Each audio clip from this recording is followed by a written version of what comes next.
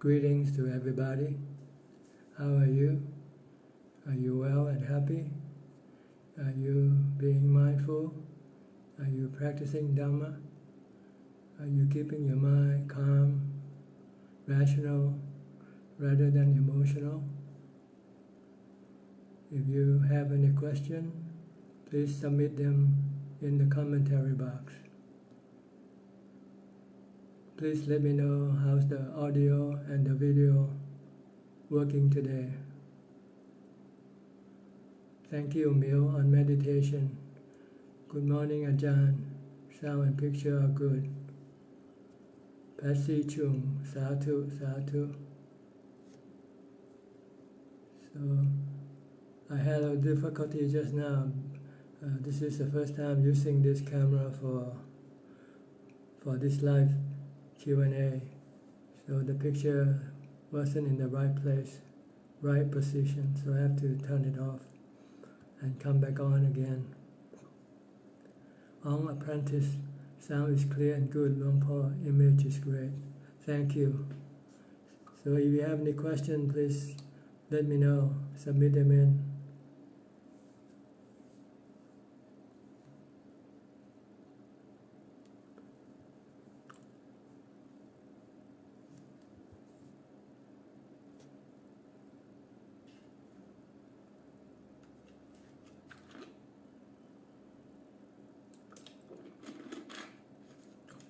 Here's a question submitted to assistant.ajahn.suchart@gmail.com from Deborah Jonas, Toronto.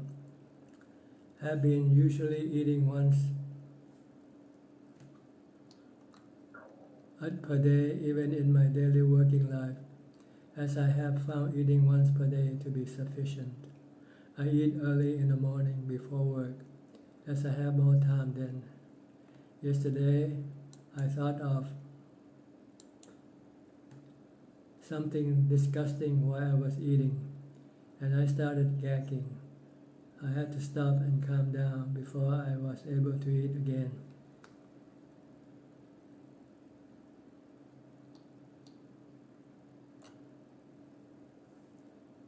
I think my mind went to the other extreme with contemplating the repulsiveness of food. Is that right? Yes, that's right. If you are eating and you're eating normally, not out of greed, then you shouldn't contemplate on the disgusting aspect of food.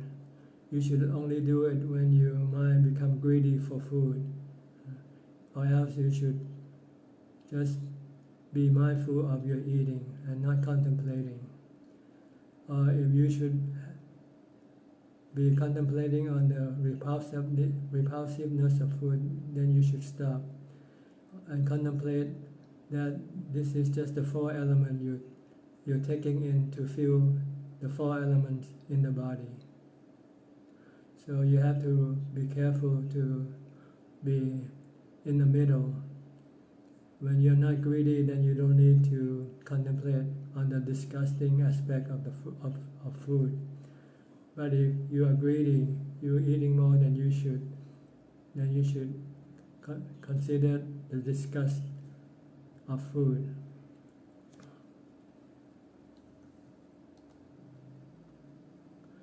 From Jaja, Sadhu, Sadhu. Prim and Y, sound and video are super clear. Ka, LP, Sadhu. Thank you. This is a question from Jonathan E. Piscor, Eastern U.S., submitted to assistant.ajahn.suchart@gmail.com. I recently read that attachment to the jhanas could lead to rebirth in the lower realm. Is this true? No, the assistant, if you have reached the jhanas and you are attached to them, you will be reborn in the realms of the jhanas, which is the Brahma realm, the realm of form, Rupa Brahma or Arupa Brahma, depending upon the jhanas that you have attained to. Rupa jhana will get you to be reborn in the Rupa Brahma realm. If Arupa jhana will get you reborn in the Arupa Brahma realm.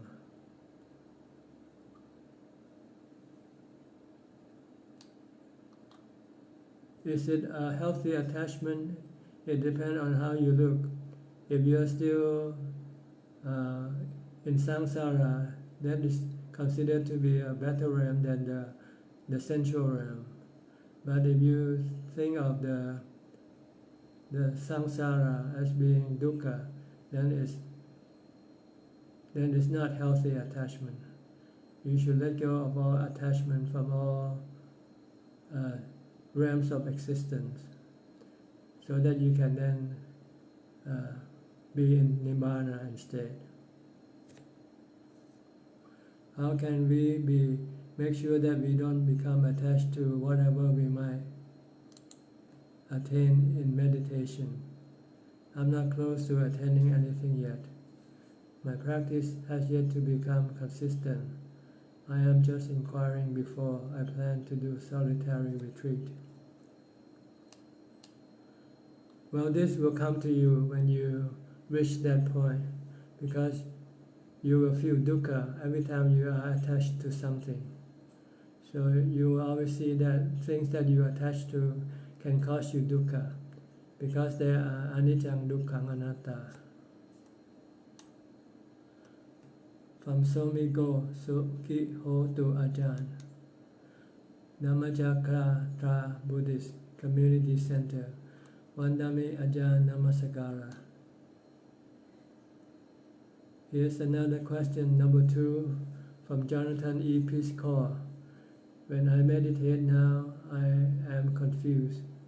I am worried that I will become attached to any pleasure or relaxation that arises, and that there will be rebirth in the lower realms if I become too attached, so it's hard to relax in meditation. Do you have any suggestions? If I appreciate or accept this positive sensation, will negative karmic effect be created? Right now, as a beginner, you should not be attached to any sensual pleasures. You want to switch from attaching to sensual pleasure to attach to the pleasure from meditation. You want to enjoy the peace and calm of meditation. You have to switch from sensual pleasure to spiritual pleasure first. Once you have switched, then the next step is for you to ditch your attachment to the spiritual pleasure in order to reach Nibbana.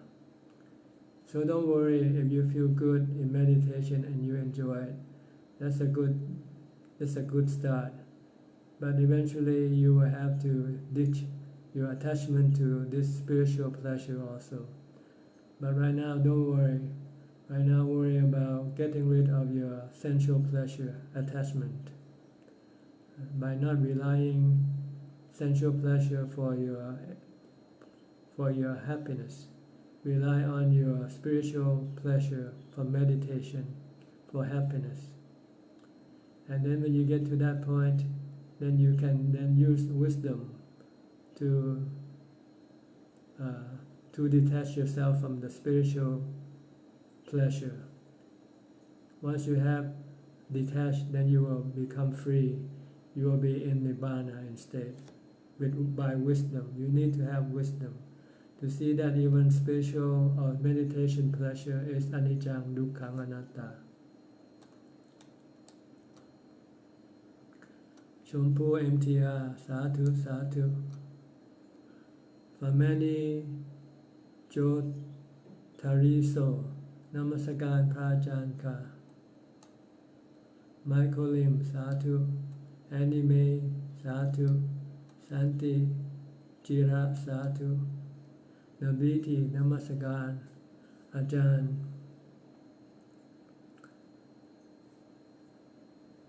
Here's the third question from Jonathan E. Peace Corps. When a monk or teacher is harsh,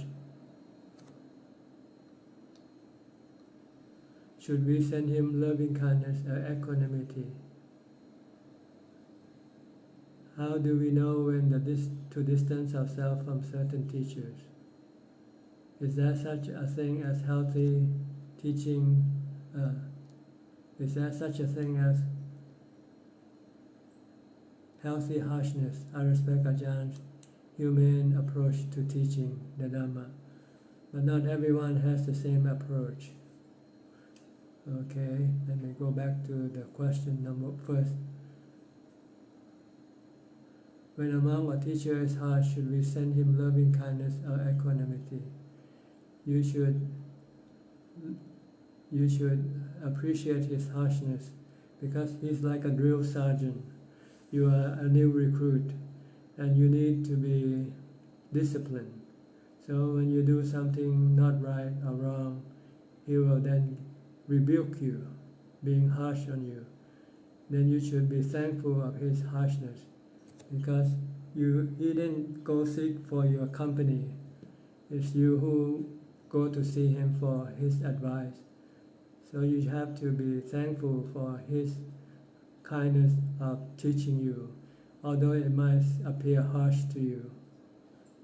So if you decide to stay with a teacher, then you would have to expect any kind of treatment that you get from your teacher, which sometimes can be harsh and sometimes can be nice. This is how teachers train us, not to be complacent. If he's nice to us, sometimes we tend to be complacent and not mindful. So sometimes he has to be harsh on us to re-establish our mindfulness. So be thankful if a teacher teach you in any way, whether nice or harsh. You should consider this is part of the teaching. It's like a drill sergeant. You are a new recruit. You haven't yet have any discipline, so you need his help to get you in shape. How do we know when to distance ourselves from certain teachers when they don't teach according to the Buddha's teaching? Is there such a thing as healthy harshness? I just mentioned. A real teacher, a good teacher, usually is harsh to get you going, to keep you in line. If he's nice to you, then you become complacent.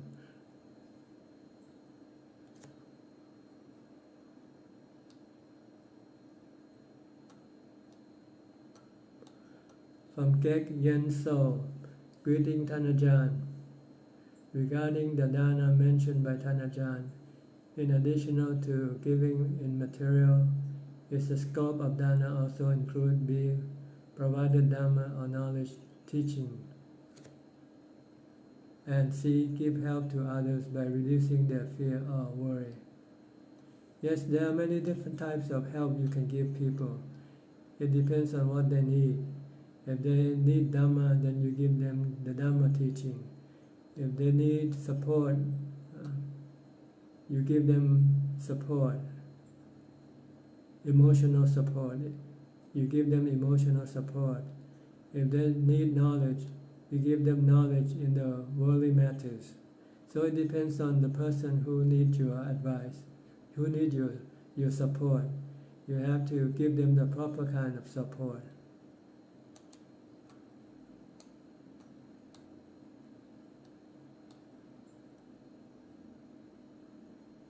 From Felicia Chan Satu. From Kenny Lee, dear Ajahn, does metta meditation lead to deep concentration or samadhi? Normally not. Metta meditation will lead you away from anger, from restlessness and agitation, to become normal, so that you can then continue on with your meditation on your breath or on your mantra. Metta meditation is to get rid of your anger, your hatred. When you have anger or hatred, you will not be able to meditate. So you need to use metta to bring your mind back to normality first. Then you can then use anapanasati, buddhanusati, to get you into deep concentration. Jinilin Poor, Satu Satu Anumodanani Mi. From Pauline Sun, Satu Satu. Here's a question from Akil Babu from France. Why is the mind so hard to tackle, and what is the basis of thoughts? The mind has always been independent of control. So when you start to controlling it, then it begins to react strongly. So that's why it's hard to tame the mind. But it's not impossible. You just have to be persistent in your practice, and you have to be patient and enduring the resistance of the mind for training. Eventually you will win. Look at the Buddha and his noble disciple for encouragement. They were like you before, but they know the technique, and they persist in using the technique and remain persistent, remain enduring and patient. So they eventually can then control the mind. The basis of thought is just come from the mind. The nature of the mind is to think and to know. See? So this is the nature of the mind. From Paul Liang Soon, can I make some moving by adjust to feet and back body when sitting long? If you want to have deep concentration, you cannot move your body. As soon as you move your body, you bring your mind back to the body and out of concentration. If you want to have concentration, then you have to leave the body alone. Then your mind can then enter into deep concentration. Second question from Akil Babu. When I can control the mind for a while, it slips away again. And the stronger I commit to tackle it, the harder it becomes. How to cultivate one point attention. You have to use mindfulness. Just concentrate on one object. If you're moving around, doing things, concentrate on your body, action or movement, or recite a mantra. When you're sitting, you can either recite a mantra or focus on your breath. Then your mind can become one point and calm, peaceful, and happy. From Angela Te, thank you for all your Dhamma talks.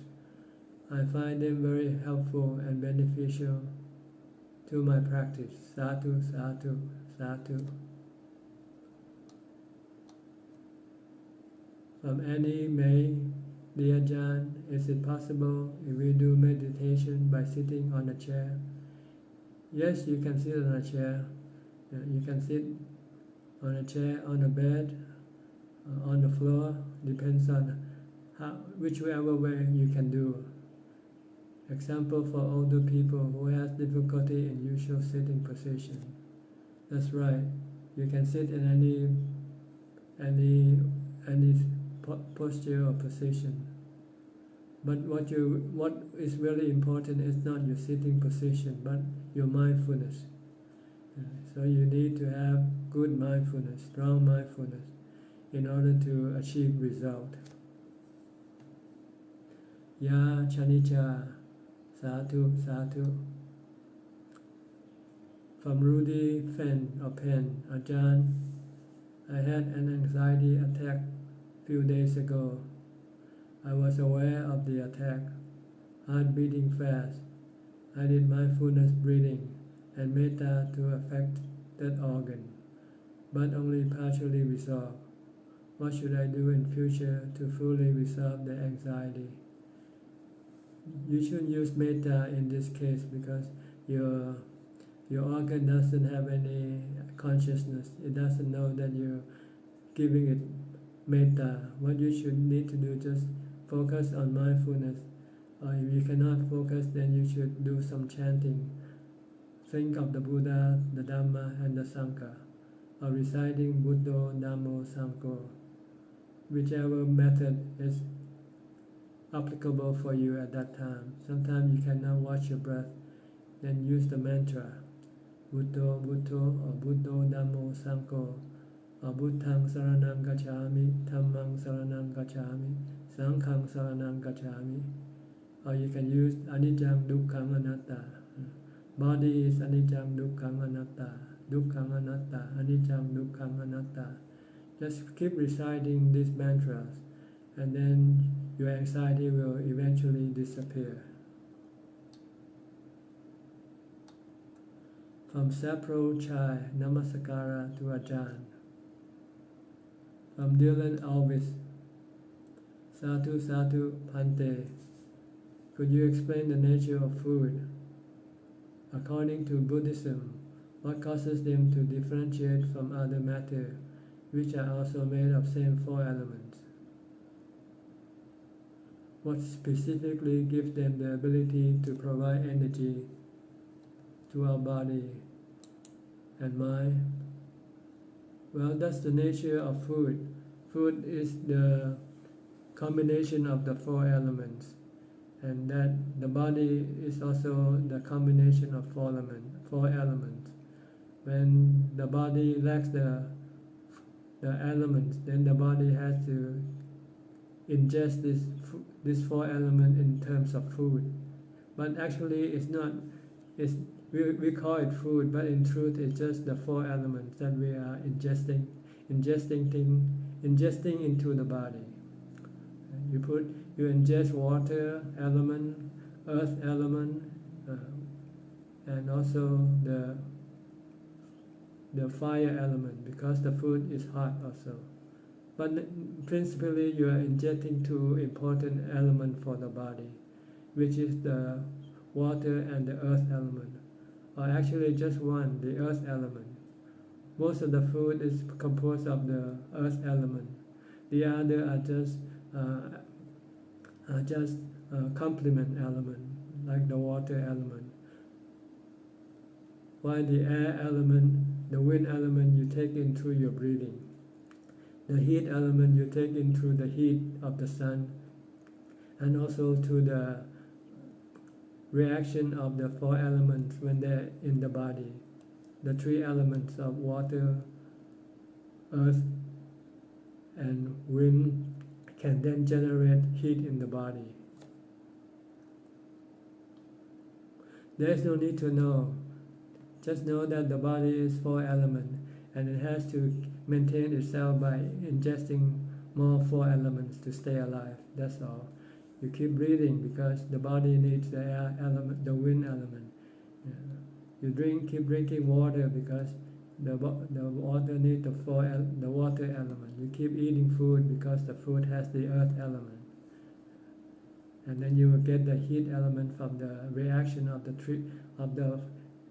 the earth, water, and wind element. That's how the body can maintain and stay alive. So you don't need to know more than this. Just know that it's just the filling up of the four elements in order to keep the body going. But eventually the body will not be able to take in any element, such as the wind element. When you stop breathing, when the body stops breathing, then that's the cessation of the body comes to play. Then the four elements will then separate from the body. The wind element will disappear, the fire element will disappear, the water element will separate from the earth element. Eventually the body will be dry with just the earth element. From Gleb Allwich, hello Ajahn, thank you for the Dhamma. Is boredom considered to be aversion? This is the result of your cravings. Normally, when you crave for something and you cannot get it, then you feel bored. Having to stay or having to be with something that is there right now. You want something different. So if you cannot get it, then you feel you have boredom. So the point is to stop your mind from craving, from desiring, by meditation. When you can calm your mind, then boredom will disappear. For example, when practicing 8 precepts, the mind is averse to not getting any stimulus.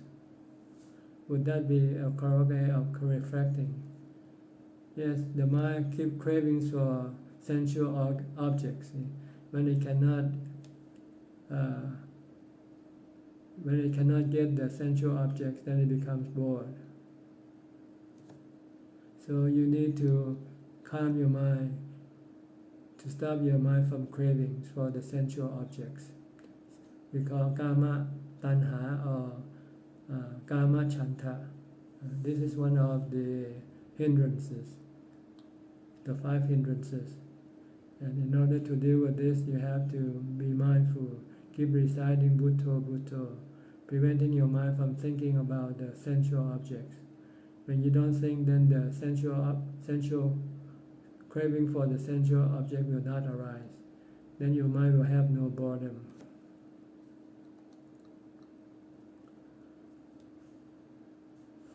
From Pedro Sousa Matos, how to meditate when a respiratory illness with mucus disturbs the meditation. When you meditate, you just have to disregard this disturbance.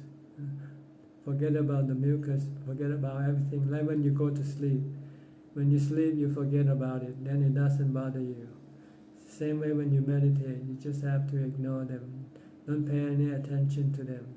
Then they will not disturb you.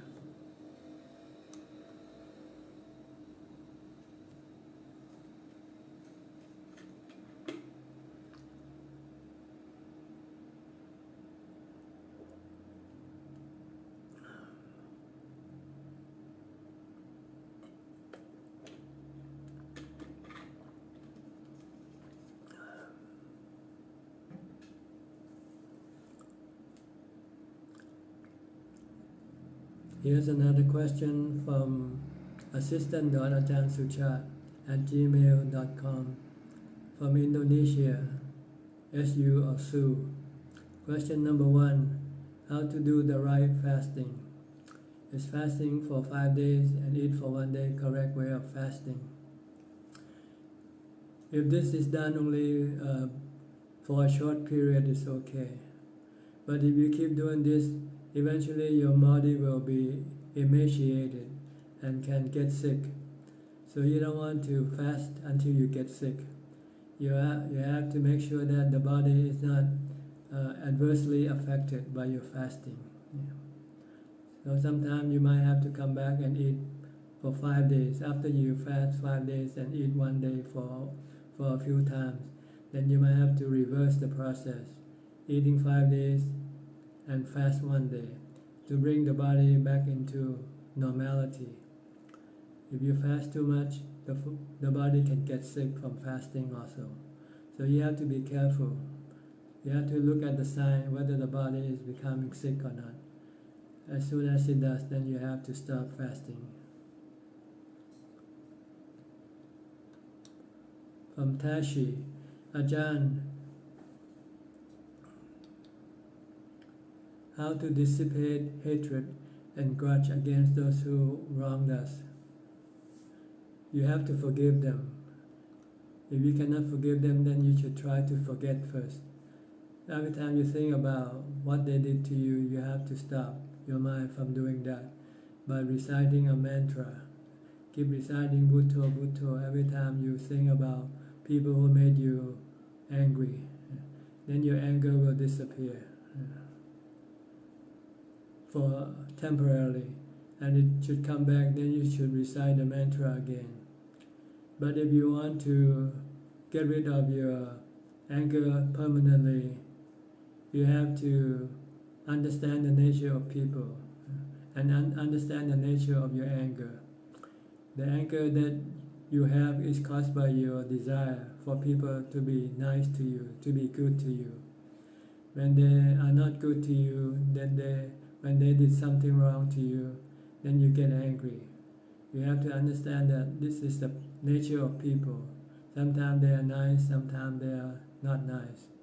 And you cannot force them to be nice or not nice all the time. They are anatta. They are like the weather. So you just have to take them as they come. If they are nice to you, okay. If they are not nice to you, okay. Don't expect anything from them, then you will not be angry forever. From Monica Chen, Thank Ajahn, good afternoon. I used to observe breathing at chest level or abdomen during Vipassana retreat. Now I am, I have to wait for the second half of your question, Monica.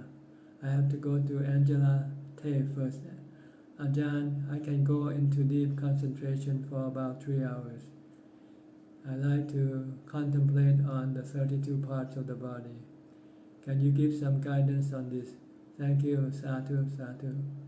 The contemplation of the 32 parts of the body can be used for either concentration or for vipassana. Concentration is to stop your mind from thinking about other things. If you just contemplate on the 32 parts, your mind can become calm and peaceful. And your mind can also have vipassana or insight into the nature of the body. You'll see that the body of people are not really beautiful or good looking. They are good looking only on the skin, on the outside of the body. But once you start to see the inside of the body, then you see that nobody is good looking at all. This then can stop your delusion and your sexual desire toward people. From Pauline Soon, when my mind going to think others, I used to washing my body at work. Is it okay? Yes, this is mindfulness of the body. Kaya kata sati. From Gina Sena, good morning Ajahn. I have procrastination problem. How to get over from it? You have to reflect on death. Think that death can come to you any day, any time. Once you realize that you might die today, then you will stop procrastinating and start doing things that you should be doing. Try to think of death all the time. The Buddha taught his disciple, his attendant, the Venerable Ananda. Ananda, you should reflect on death every in and out of breath. When you breathe in, when you don't breathe out, you die. When you breathe out and you don't breathe in, you die. So when you see that death can come anytime, then your procrastination will disappear. From Lily Siswanto, good morning Ajahn Vandami, greeting from LA. Recently in my meditation, I felt intensity build up right in front of my face, and my hands felt floating. What should I do? Just disregard them. Don't pay any attention to them. Concentrate on your meditation object. You need to go deeper in your meditation. If you pay attention to these things, then you will be stuck there. You will not go in any deeper. So just disregard, ignore them, and pay attention to your meditation object. Until your mind enter into emptiness, peace and calm. From Adeline Chins, Suki Ho to Ajahn. Say hello to Philip for me, Adeline. Here's another question from Sue, Indonesia. Question number 2. If I only drink water and do not take any other liquid or food during fasting, is it okay for health? If you do it briefly, just drink water alone is okay. But you have to watch to make sure that as soon as your body starts to have problem, then you should then stop you have to come back and eat food because the body needs to refill itself with food. So you have to be mindful, be careful. When you do extreme fasting, you want to make sure that you're not hurting the body. When the body starts to become sick, then you should stop.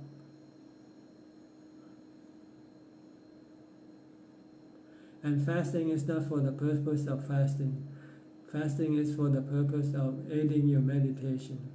If you fast and you don't meditate, then it's useless to fast. You need to you fast because you want to support your meditation. Because when you fast, you don't get drowsy or sleepy or lazy. And you'll find that meditation is easy and you can get result from this meditation better than you would get if you eat normally. When you eat normally, after you finish eating, you feel drowsy and sleepy, and you don't have the desire to meditate. But you have to make sure that you don't hurt the body. The Buddha could fast for 49 days, I think, from what I heard. But he found out fasting without meditation is useless. So then he come back and eat normally and then concentrate on his meditation, which eventually led him to enlightenment. Sakariyo Satu Kapom Shayam Nama Gurung Satu.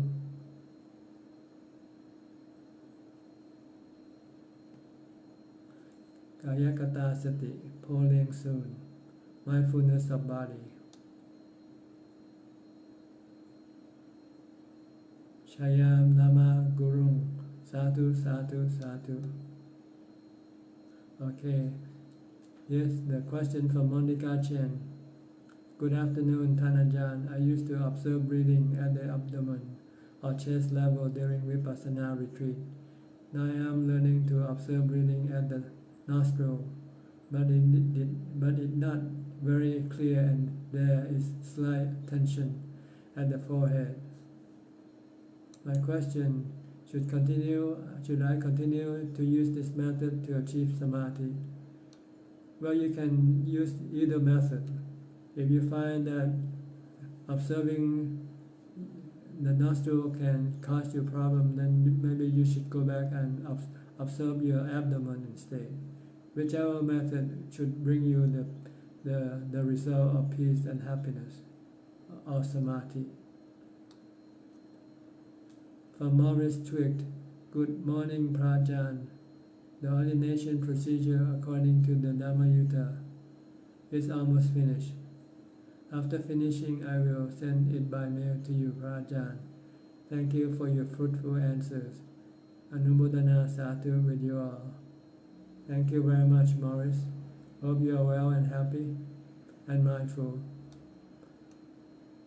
and wise. From Paul Liang Soon, I can feel my hand touching each other so peace. When meditate, is it right? Not often. Yes, well, anything happen is part of the meditation. It's part of the byproducts of meditation, which you should just ignore and just keep concentrating on your meditation object. Then your mind can go deeper and calmer and happy.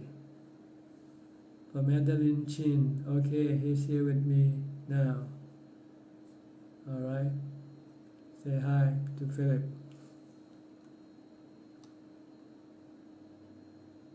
From Melissa Tang, good afternoon, Ajahn. From Grave Allwich, I used to share a view that consciousness resides in the brain. But there's a lot of instances of people dying and coming back to the body and describing everything they saw, including their dead body. I think it's a hindrance among scientifically inclined people. Yes, because they have this view that the mind and the body is the same thing. So they haven't proved it, it's just a matter of belief Like people in the old day believe that the earth is flat until somebody proved them otherwise. If they want to see the mind, they have to meditate. Then they will see it for themselves. Otherwise, then they will not be able to know that the mind and the brain are two separate things.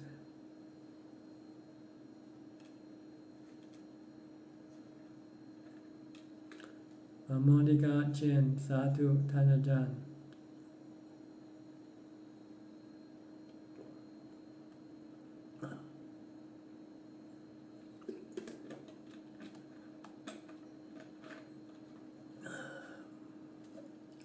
Well, we run out of questions so far.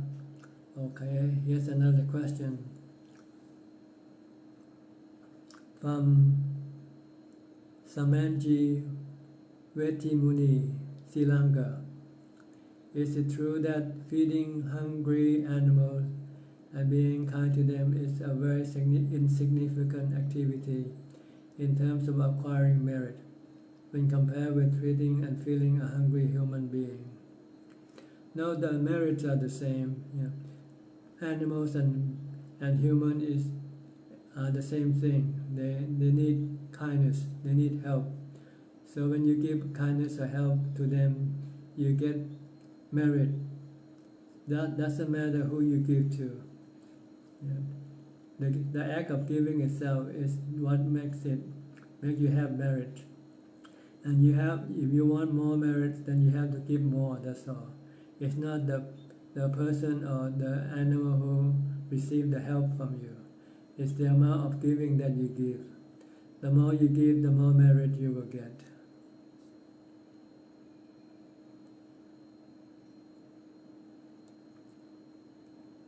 From Gleb Ulrich, thank you Ajahn.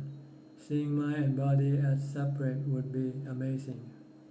Yes, it's an amazing experience. It's a calming experience. It's like you are living in the underwater and one day you somehow pop up to the surface of the water and you see things differently. From Paul Ling Soon, observing when meditate, can it jumping by knowing, breathing, rising of stomach and watching to our body. When you meditate, you want to observe just one thing. If you want to observe the abdomen, just keep observing the abdomen and not to other parts of the body. Okay? Just keep watching it rising and falling to prevent your mind from thinking. When your mind stops thinking, then your mind will become calm and peaceful and happy.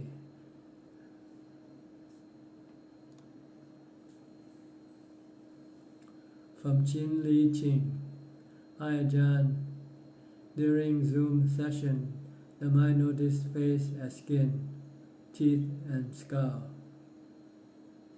Do I continue contemplating, even notice where is the face? Thank you. You should do it every time you see a face. When you see your face in the mirror, think of the screen covering the skull, for instance. When you see people think the same way, then you will not be deluded by the appearance of people. Then you'll see just the skull that is being covered with skin, that's all. Then you will have no craving or desire toward that face. If you don't, then you can become deluded. Then you become craving, have sexual desire for that face.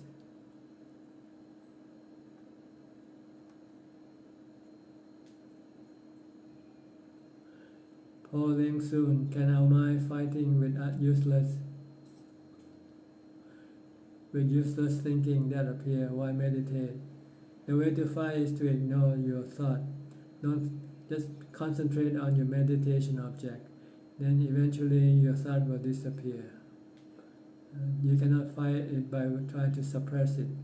You just ignore it and concentrate on your meditation object.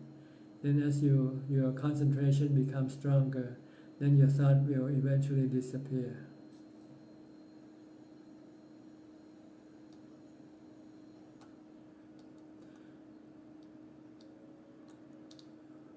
From Ong apprentice, could Luang Por share what kind of suffering that Ajahn experienced from the time Luang Por had samadhi and wisdom compared to the suffering when Ajahn experienced realization?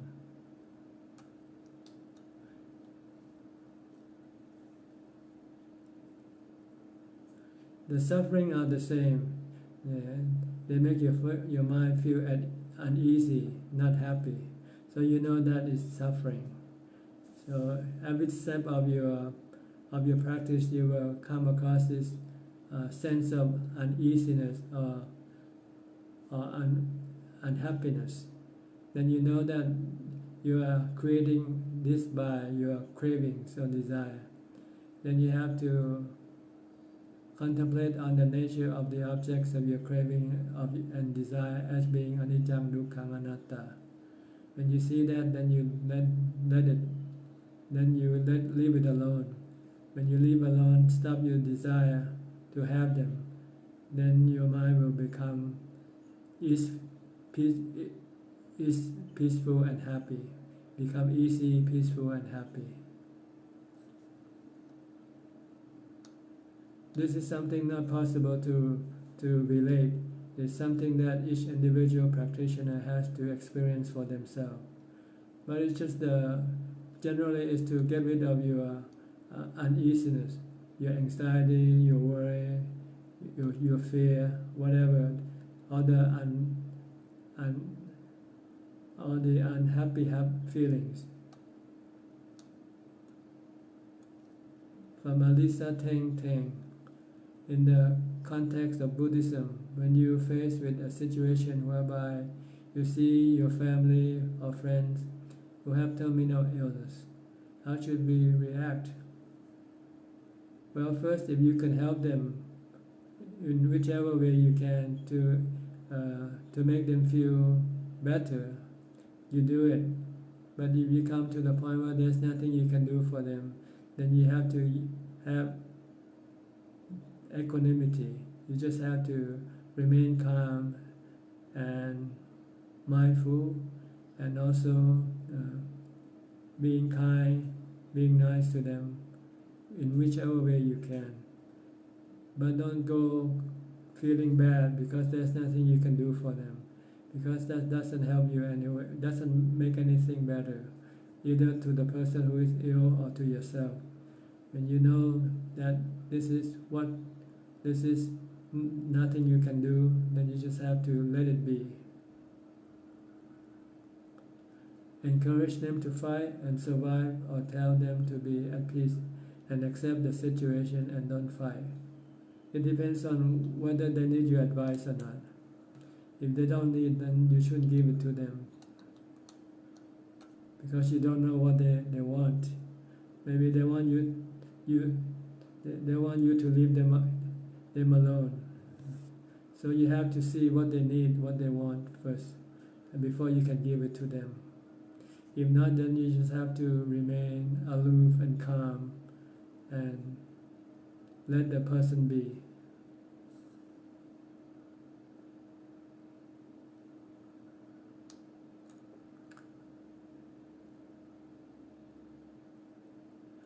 Falling soon, it means one object only to concentrate. That's right. You have to focus only on one object.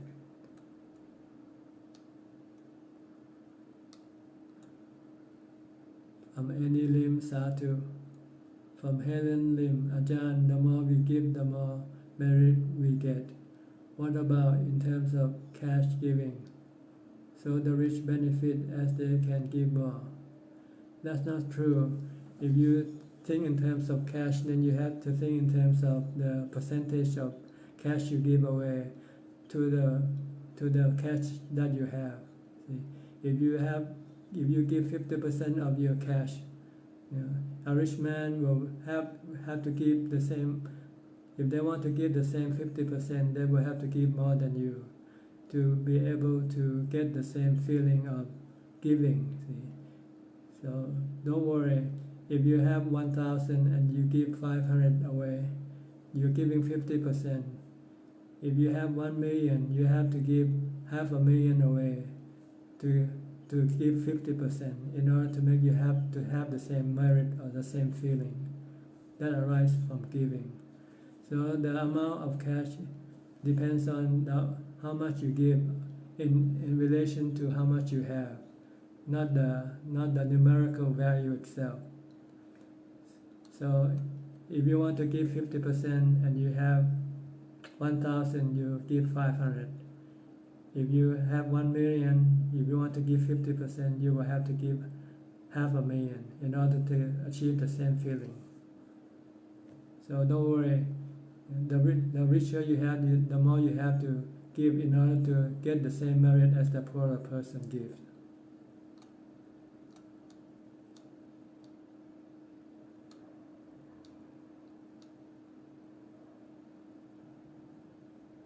From Jibashara Lungun, Satu, Satu, Satu. Anandati, Satu, Satu. Polling soon. I used to meditate at morning better, and evening is interaction how to settle this problem. You just have to accept the truth, because the morning is more calm for the mind than the evening. The evening, the mind has many things before it to come to meditate. The mind think a lot more. So when you meditate in the evening, you find it difficult to meditate. But in the morning, after the mind has slept, when it gets up, it has no thought to disturb the meditation. So meditation in the morning is easier, is better. From Karuna Ajahn, Sadhu, may I ask how to make our merit accelerate becoming good to us? Well, do more, do as much as you can, and then the merit will then become good to you. The more you do, the more merit you will get. The merit is the feeling. See? When you give, you will have a sense of peace and happiness and contentment. That's the merit that you will get from giving to charity or dana.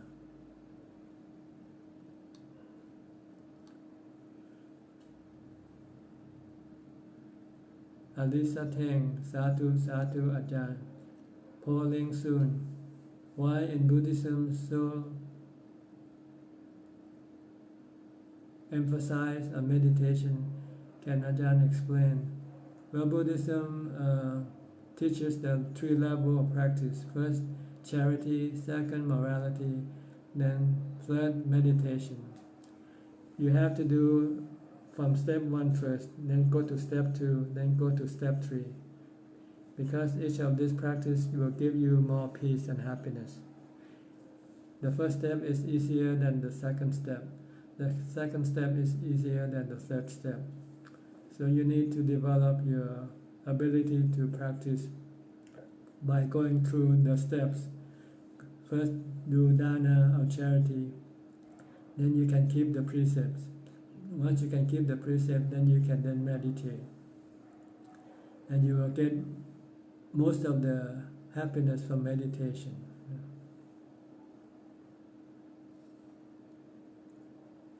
From Irvan Marcos, Namaste Bante, Satu Satu, greeting from Indonesia. Thank you. From Karuna, Satu 3x. Okay, we are 54 minutes into the meeting now. We have about 6 minutes left before we reach the 1 hour mark. So if you still have some questions you want to ask, you can still submit them in right now. But as soon as we reach the 1 hour mark, I would have to ask you to stop sending in questions, because I will have to end this meeting. I have some other things to do. So it's 54 minutes.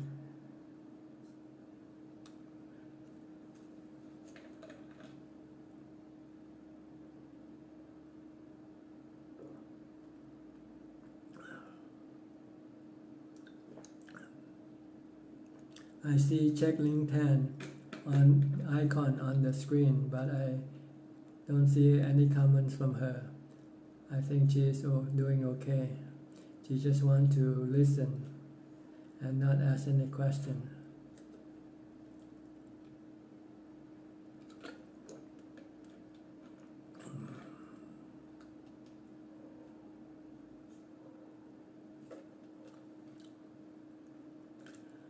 From Ong Apprentice. Thank you for the answer, Luang Por. I have another question. I find that being able to practice doesn't equate to being able to become enlightened. What is the missing factor from doing practice to becoming enlightened? The result. If you practice and you haven't yet got any result, then you cannot become enlightened. When you practice samadhi, you need to get into samadhi, get into appana samadhi, get to equanimity. And when you contemplate on the anicca dukkha anatta, you must then really stop your cravings, your desire, in order to get the result. See? So if you just practice and not getting any result, then you cannot yet become enlightened. From Dhamma, Minda Jeremy SCE, Satu Satu Pante. From Helen Lim, Ajahn, may I know what connection we have with our family members to be born in the same family? Is it due to our karmic link? No, it's just we just happen to join together in this life, that's all. And it's just a matter of like getting on the same bus. You know, the family is like a bus. You know. When you get on the bus, when you're born into the family, it's like getting on the bus. The bus that happened to come and pick you up, that's all. So there might not be any previous link, and maybe there might be, but it's not conditional to make you be born in the same family. It just happened. From Pauline Soon, I still easy to get angry when facing problem. What should I do? You should reduce your expectation. Your expectation can cause you anger when you cannot get what you expect. So please try to reduce your expectation and just take things as they come. The Buddha said use santosa. Santosa is just be happy with what you get, be thankful with what you have. Then you will not get angry.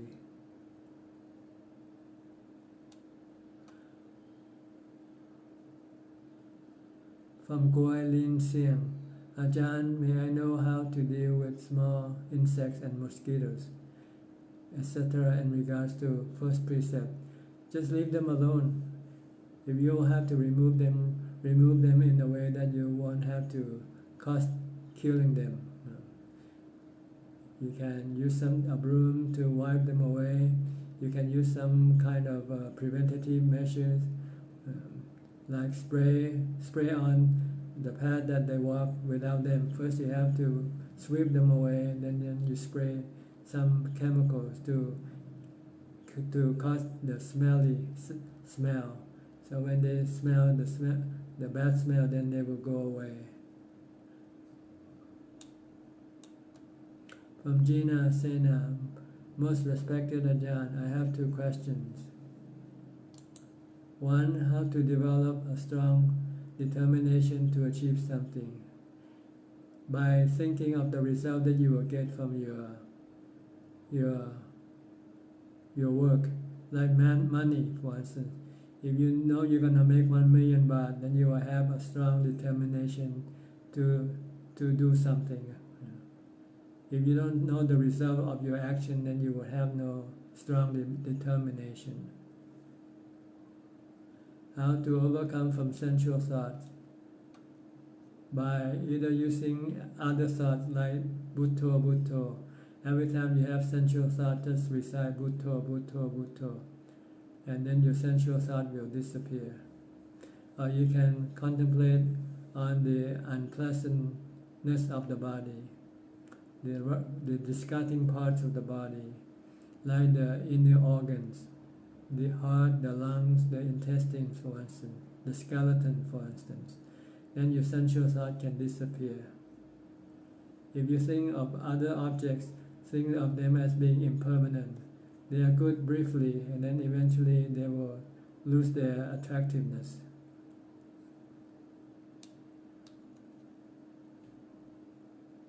Okay, we have reached the 1 hour mark. So if you haven't typed any question, please don't do it. If you're still typing, please continue and then submit them in. But I will have to stop pretty soon after I answer the remaining questions. From Monica Chen, Thanajan Pante Kovido has best taught on following 4 different types of breath. You have to ask him, I don't know. You have to ask Pante Kovido for this. I have no thought about it, so I cannot give you this answer. From Abin Uwe, Satu Satu. From Mani Jyotiraso, if we worry about our old age, that there will not be someone to look after us because we don't have our own child. How to contemplate on this? Well, you can have money to be your own child. Try to save a lot of money for your old age, because then money can do much more than your child can do for you. So try to save a lot of money for the time when you get old. Then you can use money to buy anything, buy any help, better than have your own children. So don't worry, just keep saving your money if you worry about old age. But if you think that sooner or later I'm gonna die, so it doesn't matter whether you're old or not old, and you're ready to face them in any way it comes, then you don't need to worry. From Nabiti, Ajahn, I wake 3 o'clock every day to meditate, but late 1 hour I go back to sleep. How can I do a meditation for longer, more time? Well, you just have to wake up earlier. Wake up at 2 o'clock, and then you will have more time to meditate. Sleep less and meditate more. From Prim NY, Satu Satu, Lo Elsa Satu. Reply to Po Liang Soon, Santosa, can I keep on say Bhutto Bhutto? It's different. Santosa and Bhutto is different. Bhutto can stop briefly your craving or your desire or your expectation. But with Santosa you can stop your expectation permanently. Ong Apprentice, thank you very much for the guidance. Gek Yen So, Thanajan, I normally take late lunch about 2 p.m. to 3 p.m. during cultivation at home. No dinner. I consider it as 7 precepts and not 8 precepts. Am I right? If you want to stick to the latter, yes. But if you want to stick to the fact, you're still keeping the 8 precepts, because you you don't eat dinner. You only eat 2 meals a day, for instance. But maybe a bit late, 2 or 3 hours later, you can still consider you're keeping the 8 precepts. Maybe not to the fullest of the letter, but the essence of it is the same, whether you eat at 12 p.m. or eat at 2 p.m., if that's all you eat for that day. From NG Eddie, Satu Satu. From Czech Lincoln, greeting Thanajan. Thank you for taking your time to teach us again. I don't have any question today. Listening to your teaching with Sweet Hand. Okay. Hello, say hello to Sweet Hand for me. I hope you are improving in your meditation practice, your mindfulness, your precepts. Please keep persisting on doing it, even though you might not feel like you're getting any result. You have to first put in the work before the result can appear. So don't worry about the result, worry about the input. Try to put as much input as possible. Then eventually the output will appear, the result will appear.